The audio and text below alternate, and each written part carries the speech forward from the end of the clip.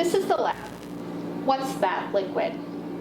Basically, you are going to use density to determine which liquid is in your container.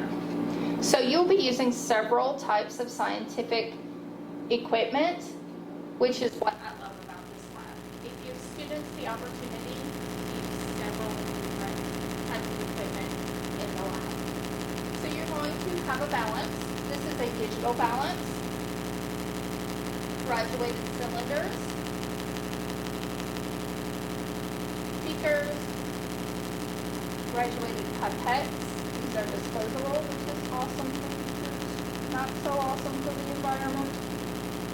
I also have several different types of disposable containers that I use just to separate out the liquid materials for each group.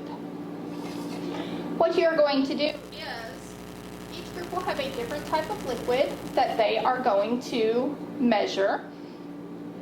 Isopropyl alcohol is recommended. Vegetable oil is another easy one that has a distinct difference in density. And Karo syrup. If you are like me, you may have bottles of Karo syrup in your lab that have been there for a while and are more like molasses than syrup. And if that's the case, you can simply dilute them a little bit with some water. So obviously, if this is an inquiry lab, you don't want the students to already know what they are measuring. So that's where these containers come in. You'll fill the container with a different type of liquid, and as I said, each group will have a different liquid that they are recording. Any kind of container that you have available will work. All of these are leftovers from labs that I've had in the past. I have also used Petri dishes and even the little paper Dixie cups.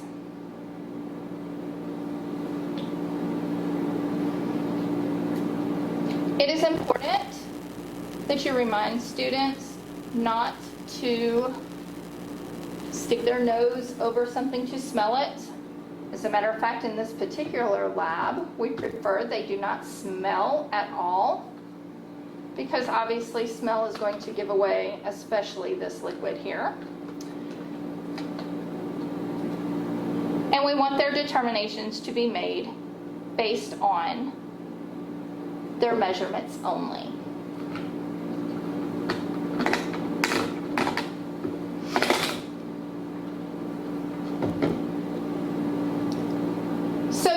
Containers, I suggest you use the same container for every liquid.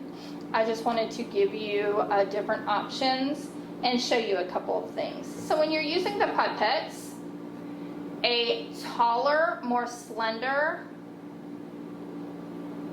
container helps, because if you have a larger, shallower container, it is difficult to suck up enough liquid without getting air in there. So the first thing you need to do is to obviously turn on your balance. You want to be sure that your balance is reading 0 and that you pay attention to your units. On this particular balance, you can change the unit of measurement by pushing this button right here, so you have ounces, grams.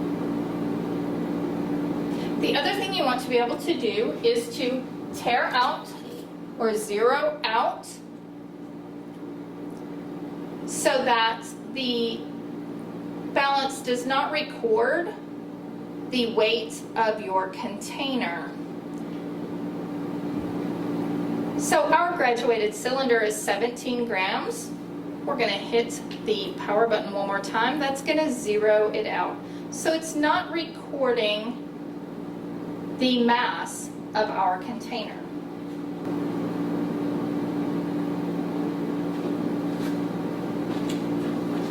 Now the directions tell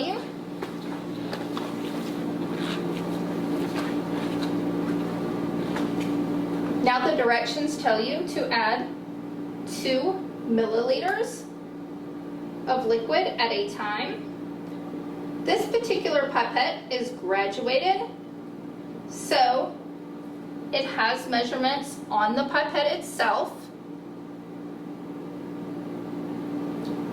which is going to help me be more accurate. However, of course, this is an excellent opportunity to teach students how to read a graduated cylinder.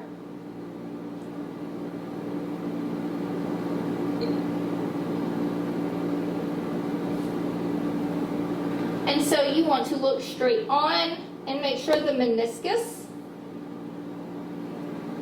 you're looking at the bottom of the meniscus.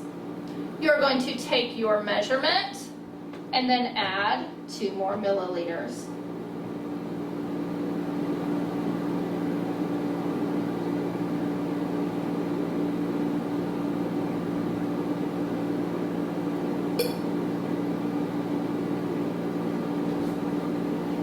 With each 2 milliliters you add, you're going to record the mass.